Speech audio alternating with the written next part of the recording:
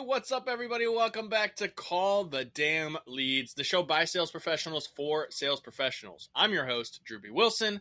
With more than 2 decades in sales, I've seen it, been through it, heard about it. Now I'm bringing it to you, my favorite people in the world, the sales community. Because let's be honest, this is the greatest industry of all time. Doesn't matter where you come from, what personality, what background you have, you can carve out an absolutely amazing life in sales. Today's guest, no stranger to the journey, my new friend, Mr. Alan Lazaros. How are you, brother? What's going on, man? Way to bring the energy. I want to start with gratitude. I always like to start with gratitude because 9 years ago, I started listening to podcasts and after a tough car accident that I had, and they really helped me reorchestrate my life in a much more positive direction. So I respect what you do, my friend. I'm a podcaster as well. And as far as sales goes, if you are not convinced of something meaningful, you're not going to be able to convince someone else of something meaningful. And progress happens when something is sold, whether it's an idea of, hey, this is a movie we should go see, or this is a product or service that no one moves until someone is convinced of something. And that's really what sales is. And I think if you are a professional and you do it with integrity, I couldn't agree more, because every business owner out there is in sales, whether they know it or not.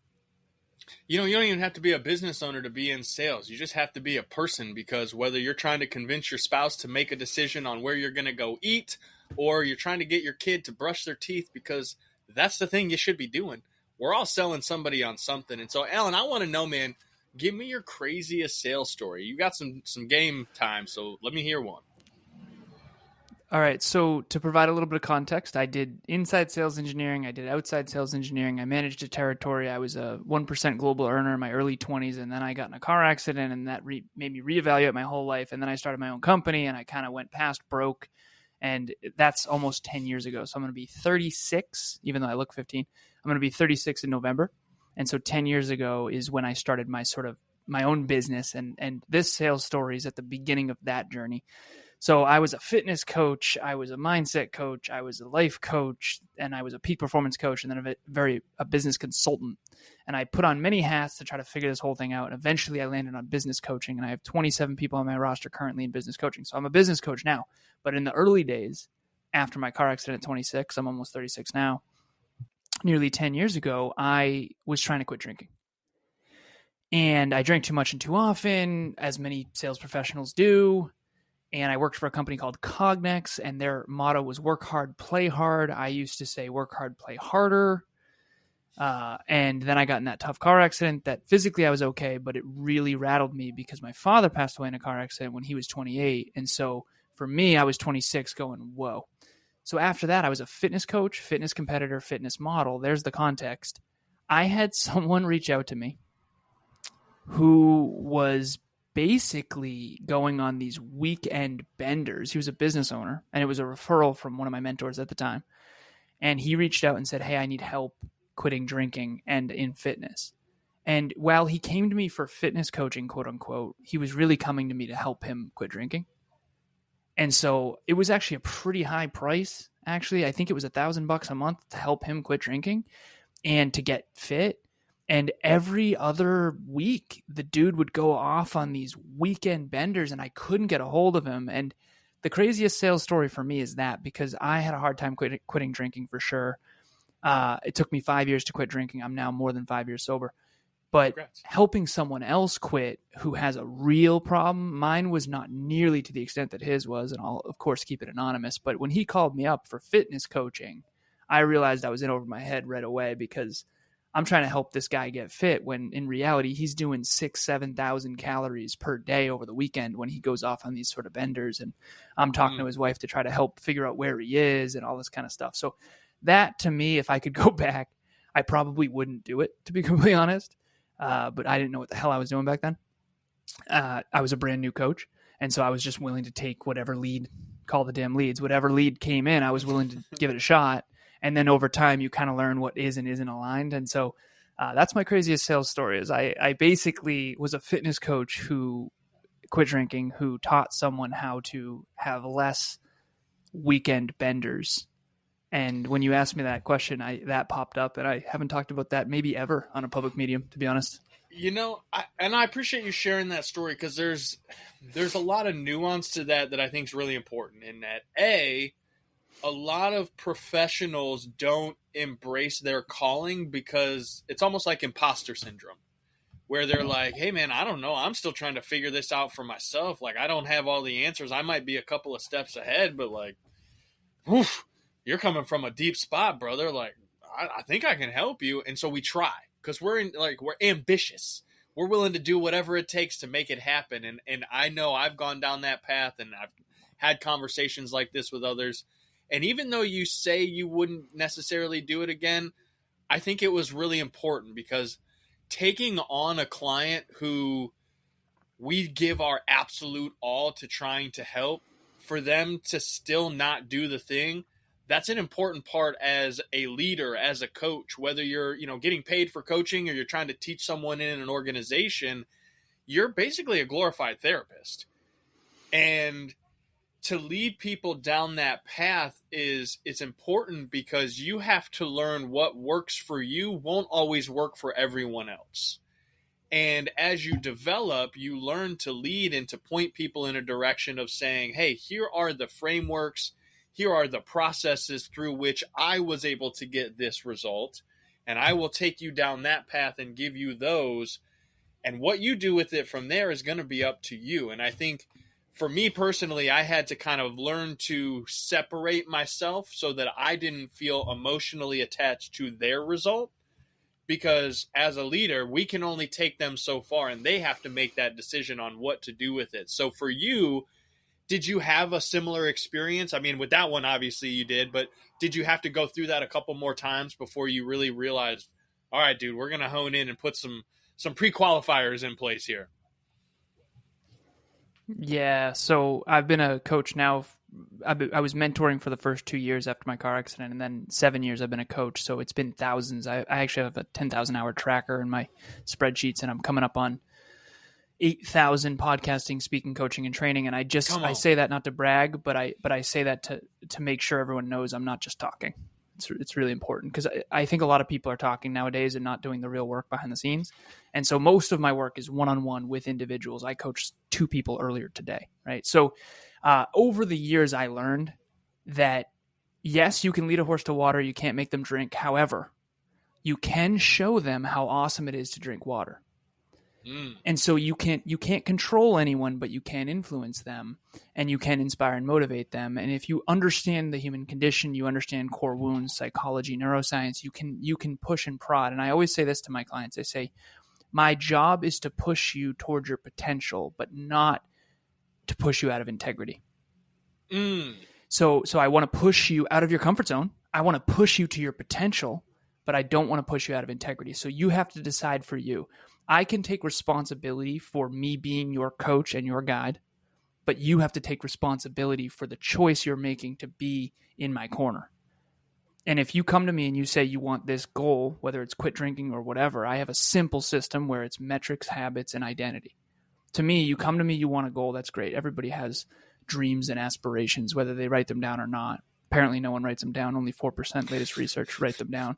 And only 8% of them achieve it, which is insane to me. But I'm a numbers guy, so I write everything down. But ultimately, you come to me, you say you have a goal. And that's the difference, I think, between a coach, a leader, and a therapist is a leader and a coach is more future-oriented. And I have a therapist, by the way, so I appreciate therapy tremendously. I always joke, I say most guys can't even ask for directions, never mind get a therapist. I pay out of pocket for mine. Her name is Carol, and it's helped me tremendously. But I think therapy is a lot more about the past and how you work internally.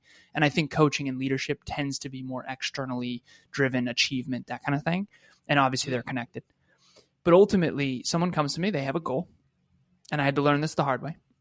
And I projected unconsciously, okay, your consciousness plus my consciousness is capable of this. But what would you be capable of if I wasn't in the equation? And so instead of give a man a fish, you teach a man to fish. Instead of teach a man to fish, you teach a man to teach himself how to fish. And I say a man, but I mean men and women. Most of my clients are actually women. However, that's really the problem, is that I would help people get goals that were my metrics, my habits, and then I inner engineered their identity to be able to reach the goal. But then when I left, the goals crumbled, the scaffolding underneath it would crumble. So I had to learn the hard way that they needed to build their own self-belief and their own self-worth and their own self-discipline on their own accord. And while I can help them be accountable and push them, it needs to be something that isn't going to crumble the moment I leave the equation. Ooh, that's good. All right. I like where you're going with this, Alan. This is good because from a framework of sales, this is the same process whether you're training and leading someone on your team or you're working with someone who's a prospect who needs to take this journey for themselves. Because there are times where you can be so 100% certain that what you do is the thing for the person that you're talking to, and you can have so much belief in them that, like, it doesn't matter. They still have to do it. They still have to have that belief in themselves, and it's your ability to communicate that in a way that makes them feel confident that they can do it without you, that makes them say, yeah, I want to work with you because I know that you'll help me get there, and then I can go and do it by myself. And a lot of times what I've learned with coaching and leadership is people kind of already know what they should be doing. They're doing some of it. Maybe they're doing it out of order in a way. But ultimately what they want is permission from someone to go do the thing they know they should be doing. And coaching, therapy, like you said, I love the breakdown of therapy being more past-based and coaching leadership being more future-based. I'm definitely going to swipe that idea, so thank you for that, Alan. That one was for me personally, y'all. Yeah. However, I would lean in on the fact that you're right in if I give you all of my metrics and what makes me great, that's cool, but that's me. And I can only be me. And if you're trying to be me, you're only going to get X amount of results because you're going to be doing all the things I'm doing. And so I'm chasing the future and you're chasing a past version of me. And so there's this weird stutter step versus me just going, hey, let me give you the frameworks. And then you put them together in what way works best for you so that you can go and get the result faster, because my way might not be the right way for you. But it doesn't mean that you can't take a little of this and a little of this and bring them together like a Frankenstein, and all of a sudden you've got this monster machine that's just absolutely unstoppable. And so, Alan, what I'd love to know from, your perspective over the years of what has become your like secret sales superpower? What's the thing that you do different than everybody else? I think lead by example. If I were to really, I will not sell a single thing genuinely to a massive detriment, I think, at some point. Seriously. So we have this journal that when I'm not using it, I will not even talk about it. I have to be using it. Like, I'm surprised I'm talking about it right now because I haven't done today's yet. Like, leading by example is my superpower. I have a 20-person team. I have 27 clients on my roster currently. Everyone tracks metrics and habits. And it wasn't until way later that I realized if I were to stop doing that, and this is when I learned this. Let me share this real quick. All right, so I used to be too much of a coward to share this because it sounds so damn arrogant, but whatever. So on March 1st of 2022, my girlfriend and I decided to exercise every day. And I wanted to beat my old best. So my old best was 3 months, and I wanted to get to 4 months. And so we did 30 minutes a day. Walking counts, swimming counts, soccer counts, basketball, any movement consistently for 30 minutes, weight training counts. And we did that every day, and I got to 4 months. And I was like, okay, cool, let's go for a year. And then we went for a year. And I remember driving into the garage. My girlfriend, we just got out of the gym. And I turned to her, I say, sweetheart, we did it. And she's like, what do you mean? I said, it's a year. It's a year. And she said, oh, that's awesome.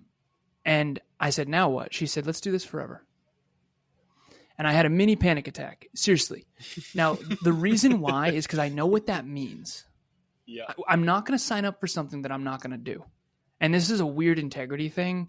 I have a really, really, really hard time saying one thing and then doing another. I just can't do it. And I think it's because in my childhood, a lot of the people I was around were so full of shit. It just bothers me so much. And so anyways, so I've been doing that for 2.5 years now. The last time we did an exercise was March 1st of 2022. And I actually stopped talking about it because it was cool in the beginning. And now it's like, seriously, what are you out of your goddamn mind?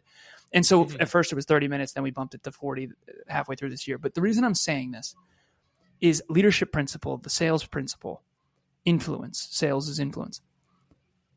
My team, half of them have fitness streaks. Half of them. One of them has run a mile a day every day for over 700 days. That's awesome. But here's the thing. Thank you. That is awesome. Here's the thing. I had to know this as a leader. I have to, as much as this sounds egocentric. If I were to stop, a lot of that would trickle out. Is it a coincidence that everyone in our community happens to track metrics and habits, and they happen to have fitness streaks, and they happen to journal every day, and they happen to listen to podcasts every day because we have an episode a day? No. It's leadership is unconscious. No one can achieve anything great without a great team. However, one player can make a team great. That's a duality you have to hold. I can't achieve anything great on my own. I have a 20-person team, and trust me, they're awesome. However, I am setting the pace and the standard as the CEO. And if I stop, trust me, I notice everyone else slows down. Mm-hmm. When the cats are away, the mice will play. That is facts. And we're all human beings, and we're all influenced by each other. So if I don't set level 10 standards for myself and lead by example when no one's watching, I'm telling you, everything crumbles. And so in sales, I think the sales cheat code ultimately is leading by example. Ironically, it's actually the least done thing. People talk about self-discipline and they're out of shape, and it makes no sense to me. It makes no sense to me. If you are preaching and yelling into the microphone about self-discipline, why are you so out of shape? It doesn't make any sense. So for me, I'll never speak about something I'm not doing. Never. And I think that that's ultimately what people are looking for more than anything. I really love that. And what I think is a big part of that is exactly what you said, is just leading by example. You know, as kids, a lot of times for most of us that ended up in this role of like leadership, we didn't have very great leaders. That's how we got here, because we had to become the person that we didn't have in our own lives. And what's interesting about that is when we start to look at the big picture of, okay, if I'm setting this example, you can legitimately see how the people around you start to be influenced and start to make different decisions. It's like if you start using a word differently than everybody else, there's going to be some people that are like, you start hearing them use it too. And you're going, all right, I see you talking about the glizzies. You know, like glizzy is one that I love. It's just such a stupid name for a hot dog, but I love calling them glizzies. And like people around me start calling them glizzies. And it's such a stupid thing, but like we have fun with it. And they're influenced by me because they know, like, and trust me. And so by having that fun, that then it just radiates out. And I really appreciate the side of intentionality with a workout. Man, I used to be 315 pounds. I've lost 100 pounds. I got all the way down to 183 pounds. Guess what? Didn't like how I looked then. So I've put some weight back on. And I'm one of those guys that from a discipline standpoint, I had to get very clear about, as long as I'm being intentional, I won't beat myself up. Could I be way more disciplined and way more hardcore right now and be in better shape? 100%. And also knowing what I'm building, I have to find the internal discipline to be at least committed enough to be intentional for 30 to 45 minutes a day, walking, doing whatever, like you said, and be willing to recognize that in certain seasons, there's a time to go hard and there is a time to recover. So like you, I try to be a little more careful about, I'm going to do 2 a days for 1,000 days or whatever it is. Like if I can't commit to that, then I don't want to commit to that. I'd rather say, hey, man, I'm going to be intentional, and sustainable is the key. So talk a little bit about sustainable sales and how you've been able to, I know you've got your routines and you know, how you've built this, but like, what is your main focus now? How do you really come in and help the people that you coach? Like, what's that look like? One of the tools, it's a meta tool sort of, but I call it my big 5 to thrive. And you have to put this into your own context, because whenever I'm on a podcast, it's kind of casting a wide net. We're talking to sales professionals, so it's at least less of a wide net. But The truth of the matter is I like coaching more than podcasting. And the reason why is because anything that's one to scale is such a wide net that everything you say has a little less meaning because it's a little less applicable.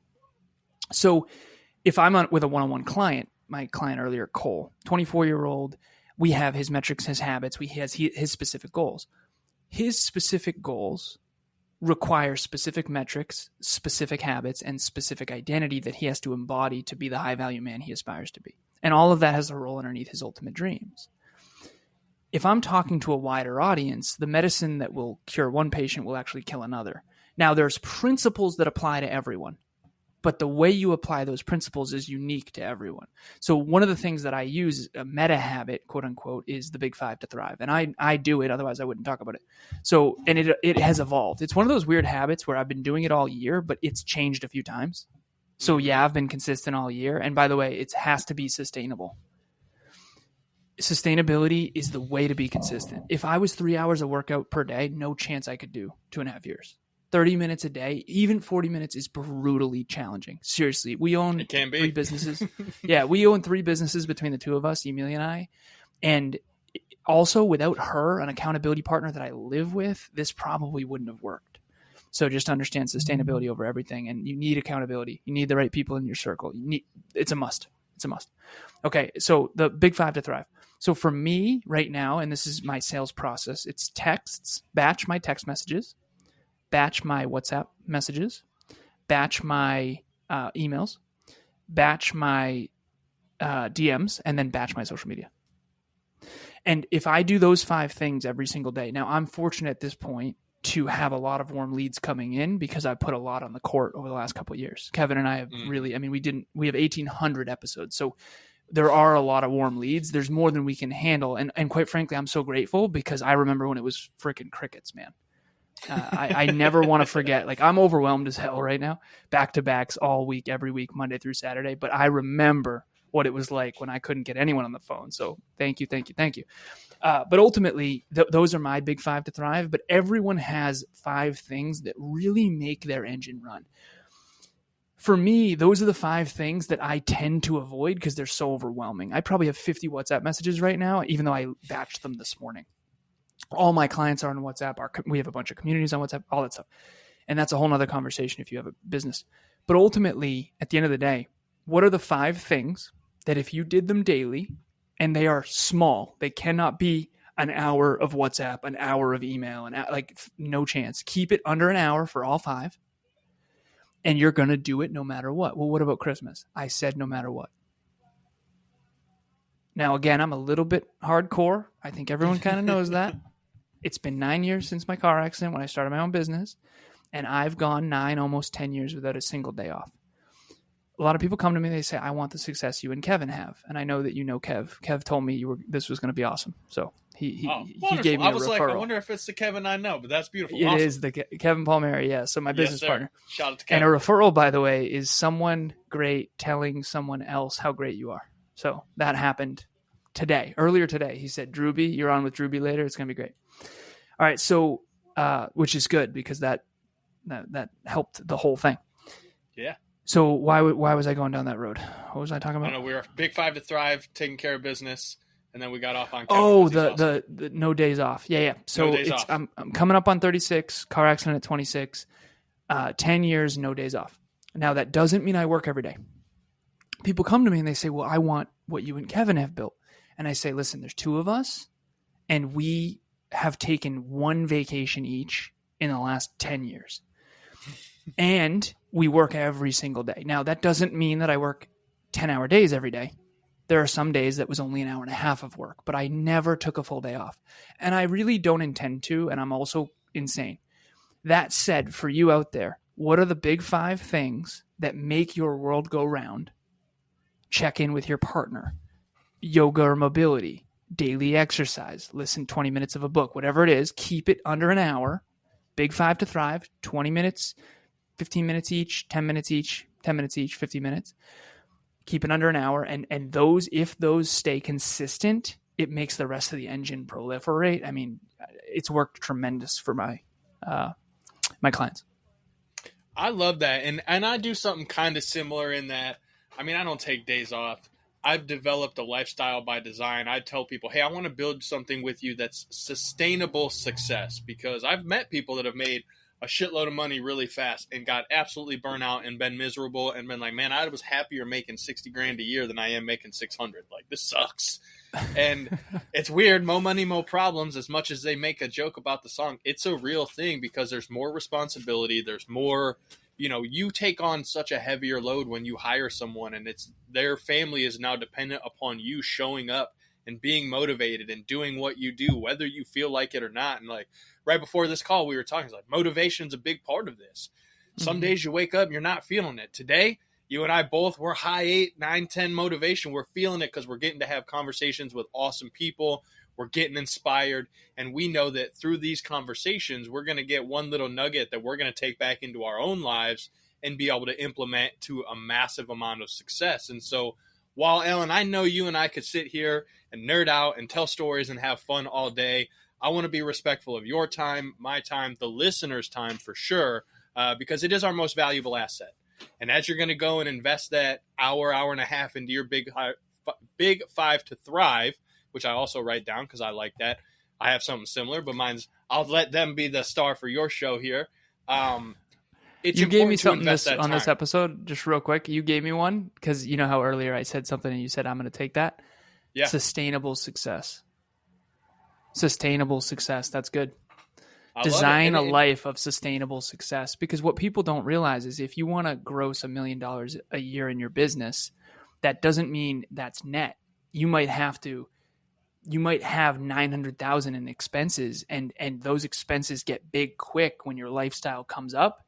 And if you don't wake up wanting to call on the leads or whatever, as a business owner, you don't really get days off unless you have a lot of cash on hand. And so that's a whole nother conversation, but I'm with you 100%. The part of success people don't tell you is the sustain part.